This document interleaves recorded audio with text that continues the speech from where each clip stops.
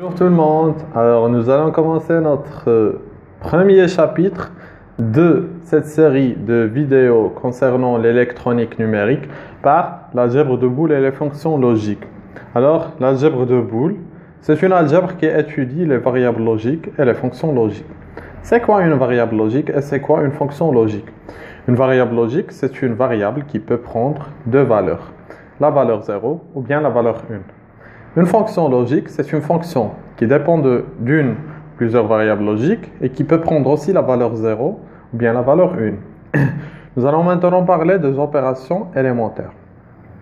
Comme vous savez, en algèbre classique, on a plusieurs opérations, notamment l'addition, la soustraction, la multiplication et la division.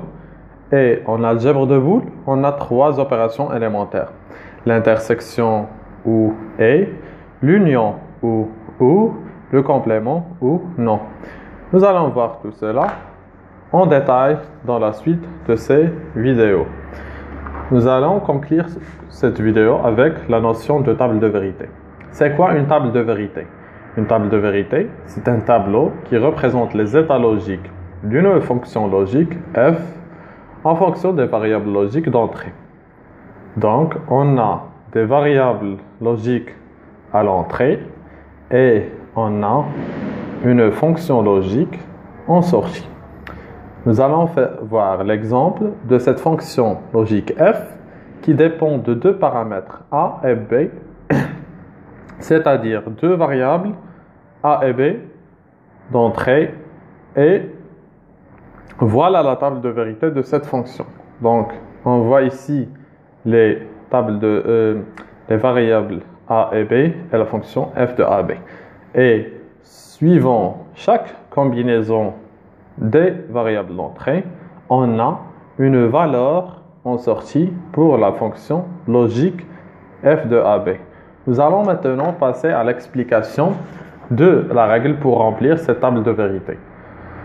Donc, nous allons commencer par associer un poids positionnel comme pour la représentation binaire des nombres en binaire, bien sûr, en binaire. Donc, on a un nombre A, B, C, D. Donc, on ne va pas citer ces coefficients A, B, C, D. Pour le D, on va associer le premier nombre 2 à la puissance 0. Donc, pour chaque nombre de cette combinaison, nous allons associer des nombres 2 à la puissance un nombre qui va augmenter de droite vers la gauche. Donc, pour le premier nombre D qui est à droite, on va associer le poids 2 à la puissance 0 qui est égal à 1. Pour le nombre C qui se trouve à gauche de D, on va associer 2 à la puissance 1.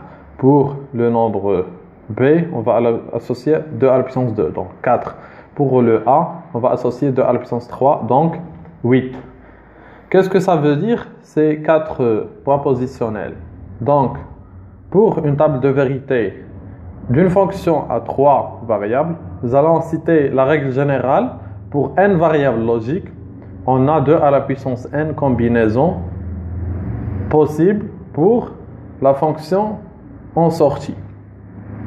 Donc, pour un exemple de 3 variables, on a 2 à la puissance 3, soit 8 combinaisons pour la sortie. Donc, la sortie peut recevoir 8 sorties. On a 8 éléments de sortie qui, chaque élément de sortie correspond à une combinaison à l'entrée pour les variables d'entrée. Donc, nous allons commencer avec le bit qui se trouve à droite. Ce bit, on l'appelle LSB ou bien bit du poids le plus faible. Ce bit, il prend 2 à la puissance 0. Et ce 0, 2 à la puissance 0, c'est égal à 1. Donc, on aura une permutation entre le 0 et le 1 pour chaque un chiffre. Pour chaque 2 à la puissance 0 chiffre, on a une permutation. Donc, pour chaque un chiffre, on a une permutation. 0, donc on a 1, 0, 1, 0, 1, jusqu'à la fin. Pour le deuxième bit, le B, on a 2 à la puissance 1, donc 2. Donc on aura une permutation chaque deux chiffres. 0, 0, et puis on a une permutation, 1, 1, et puis on a une autre permutation, 0, 0, puis on a une troisième permutation, 1, 1. Donc, je crois que vous avez déjà compris la règle, 2 à la puissance 2, donc on a une permutation pour chaque 4 chiffres, 0, 0, 0, 0, 4, 0, on a une permutation 4, 1. Et pour ce bit qui se trouve à gauche, on l'appelle MSB ou bit du poids le plus fort. Donc MSB, LSB, et on va expliquer comment on va remplir ces cases de la fonction de sortie que j'ai remplie aléatoirement, parce qu'on va voir cela dans les vidéos prochaines. Merci pour votre attention. J'espère que cette vidéo vous a plu.